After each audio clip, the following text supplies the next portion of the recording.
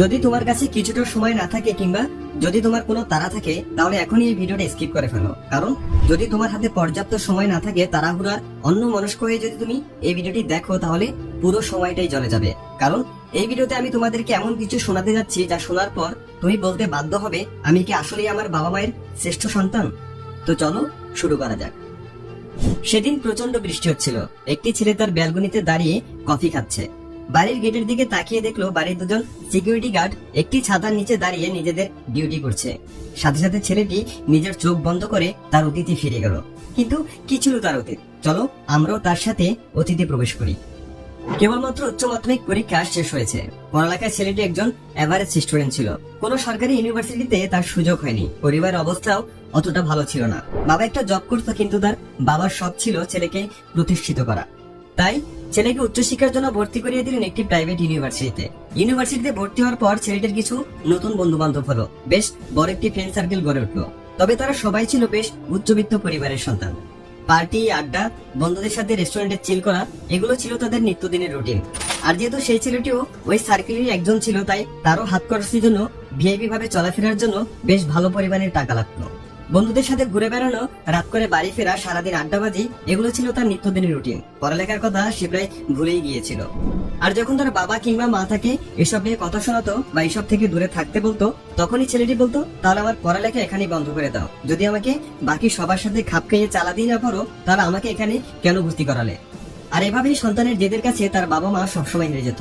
প্রত্যেক মাসেই ভার্সিটির খরচও নিজের হাত খরচের জন্য ছেলেটি তার বাবার কাছ থেকে 15 থেকে 16,000 টাকা নিত। কিন্তু কোনোদিন সেই ছেলেটি তার বাবাকে জিজ্ঞেস করেনি, বাবা তুমি কোথায় জব করো, কি জব করো, তোমার বেতন কত? হঠাৎ একদিন বাড়িতে খবর আসে তার বাবা ভীষণ অসুস্থ হয়ে পড়েছে, তাকে হসপিটালে ভর্তি করা হয়েছে।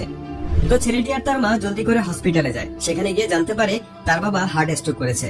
কাজ করা, উত্তেজিত হওয়া, অক্লান্ত পরিশ্রম করা মৃত্যুর কারণ হয়ে যেতে পারে। অর্থাৎ তার বাবা আর কোনো কাজই করতে পারবে না। এখন থেকে তাকে সম্পূর্ণ বিশ্রামে থাকতে হবে। তার বাবা সর্বমোট 4 দিন হসপিটালে ছিল। সেখানে হসপিটালের বিল প্রায় 3 লক্ষ টাকা হয়ে দাঁড়ায়। হসপিটালের বিল এবার সে কোথা থেকে দিবে? তার মা নিজের সকল গয়না বিক্রি করে দেয়। সেখান থেকে মাত্র 2 লক্ষ টাকা জোগাড় হয়। তো বাকি 1 লক্ষ টাকা জোগাড় করার জন্য তার বাবা যেখানে ডিউটি করতো, ছেলেটি সেখানে যায়। গিয়ে দেখতে পায় একটি বাড়ি। সেখানে গিয়ে তার বাবার নাম করে বাড়িটির ভিতরে প্রবেশ করে। ভেতরে গিয়ে বলে, আমার বাবা খুবই অসুস্থ, হসপিটালে ভর্তি আছে। আমরা তোর হসপিটালের বিল পরিশোধ করতে পারছি না। যদি আপনি বাবার এই মাসের বেতনটা দিয়ে দিতেন তাহলে খুবই উপকার হতো। বাড়ির মালিক রাজি হয়ে যায় আর বলে, আচ্ছা কোনো সমস্যা নেই, আমি বেতন দিয়ে দিচ্ছি। কিছুক্ষণ পর লোকটি কিছু টাকা নিয়ে হাজির হলো। ছেলেটির দিকে বাড়িয়ে দিয়ে বলল, এই নাও তোমার বাবার বেতন।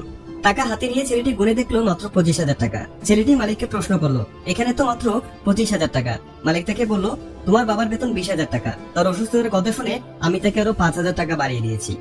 ছেলেটি তাকে প্রশ্ন করলো, আমার বাবা আপনার এখানে কি চাকরি করে? লোকটি বলল, তোমার বাবা আমার বাড়ির সিকিউরিটি গার্ড। বেশ কয়েক বছর যাবত উনি আমার বাড়িতে এই চাকরি করছে।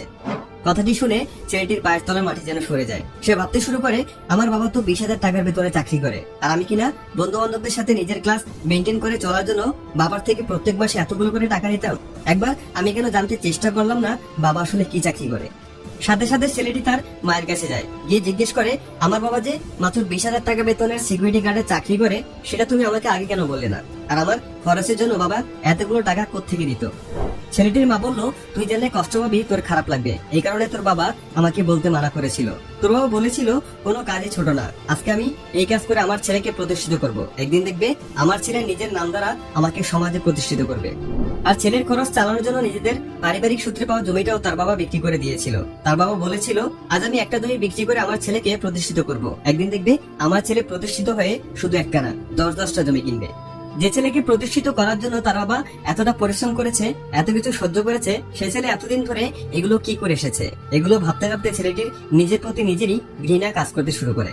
সে নিজেকে বাবার এক ব্যর্থ সন্তান দাবি করতে থাকে আর প্রতিজ্ঞা করে বাবার স্বপ্ন পূরণ করে দেখাবে। যে বাবা সন্তানের জন্য এত কিছু করতে পারে, সেই বাবার সন্তান হিসেবে এইটুকু ইচ্ছা পূরণ করে দেখাতে পারবে না? নিজের আত্মীয় স্বজন থেকে ধার দেনা করে হসপিটালের বিল পরিশোধ করে বাবাকে বাসায় নিয়ে যায়। বাবাকে সে বলে, এতদিন আমি তোমার সন্তান ছিলাম, আজ থেকে তুমি আমার সন্তান। কোনো কিছু নিয়ে তোমাকে আর ভাবতে হবে না, আজ থেকে সবকিছুর দায়িত্ব আমার।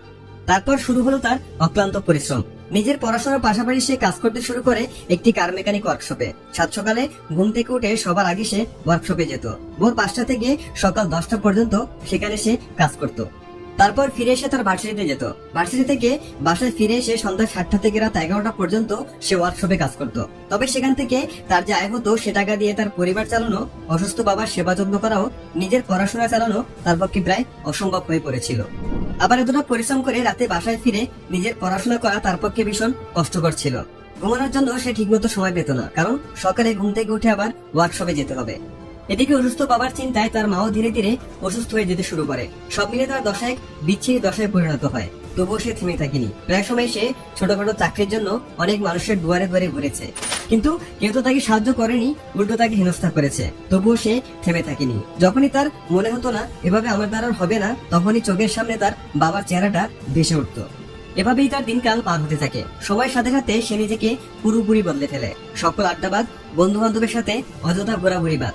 জীবনে শুধুমাত্র একটি লক্ষ্য ছিল, লাইফে বড় কিছু হয়ে দেখানো। আর যদি সেটি সে করতে না পারে, তাহলে সারাটা জীবন সে অনুশোচনায় থেকে যাবে। এভাবে বেশ কয়েকটি বছর চলে গেল। পড়ালেখা এখন সে প্রচন্ড সিরিয়াস। তার মেধা এবং পরিশ্রম দেখে ভার্সিটিতে থাকা অবস্থাতেই বেশ কিছু কোম্পানি তাকে স্কলারশিপ দিয়ে পড়াশোনা শেষে নিজেদের প্রতিষ্ঠানে চাকরি করার অফার দেয়। পড়াশোনা শেষ করে সে একটি মাল্টিন্যাশনাল কোম্পানিতে জব পেয়ে যায়। সেখানেও তার পরিশ্রম, তার মেধা দিয়ে বেশ নাম করে ফেলে। তাকে ছাড়া যেন তার কোম্পানিটা একেবারেই অচল। তাই কোম্পানির মালিক তাকে সেই কোম্পানির সিইও বানিয়ে দেয়।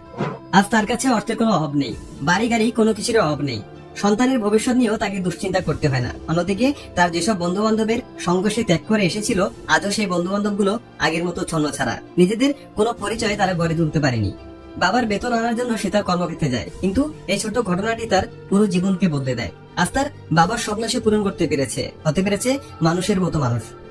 তো শুরুতে যেটি বলেছিলাম, দুজন সিকিউরিটি গার্ড বাইরের বাইরে বৃষ্টিতে ছাতার নিচে দাঁড়িয়ে ডিউটি করছিল। আর ঠিক এটা দেখে ছেলেটি তাদের ডাক দেয়। ডাক দিয়ে বলল, আপনারা আমার বাবার বয়সী, বৃষ্টিতে এভাবে দাঁড়িয়ে না থেকে আমার বাড়িতে না হয় বৃষ্টি থামা পর্যন্ত অপেক্ষা করুন, আর চলুন একসাথে আমরা চা খাই। চা খেতে খেতে ছেলেটি সিকিউরিটি গার্ডদের জিজ্ঞেস করলো, আপনি কি কাজ করেন আর কোথায় কাজ করেন, আপনার বেতন কত, এগুলো কি আপনার সন্তানেরা জানে? একজন বলল, হ্যাঁ জানে। কিন্তু আরেকজন বলল, না, আমার সন্তানেরা জানে না। যদি তারা বিষয়টি জানে তাহলে তারা খুব কষ্ট পাবে। তখন সে ছেলেটি উত্তর দিল, সন্তানকে যদি এই সামান্য পরিমাণ কষ্টটুকু না দেন, তাহলে তার বাকিটা জীবন বিশাল এক কষ্ট নিয়ে বেঁচে থাকতে হবে। তারপর সে নিজের জীবনের গল্পটা তাদের সাথে শেয়ার করতে শুরু করলো। তো বন্ধুরা, এবার বলো, গল্পটি থেকে তোমরা কি শিখতে পারলে? পরিস্থিতি যেমনই হোক না কেন, সবসময় বাবা মার থেকে তাদের বর্তমান অবস্থা জানা সকল সন্তানের দায়িত্ব। আর যদি তুমি সবসময় নিজের খুশি, নিজের চাহিদা, নিজের আকাঙ্ক্ষা নিয়ে ব্যস্ত থাকো, তাহলে কোনোদিনই তুমি বাবা মায়ের শ্রেষ্ঠ সন্তান হয়ে উঠতে পারবে না। সিদ্ধান্তটা এখন সম্পূর্ণই তোমার। ভিডিওটি ভালো লাগলে একটা লাইক করে দাও, আর সাথে সাবস্ক্রাইব করে আমাদের সাথে থাকো। Thanks for watching.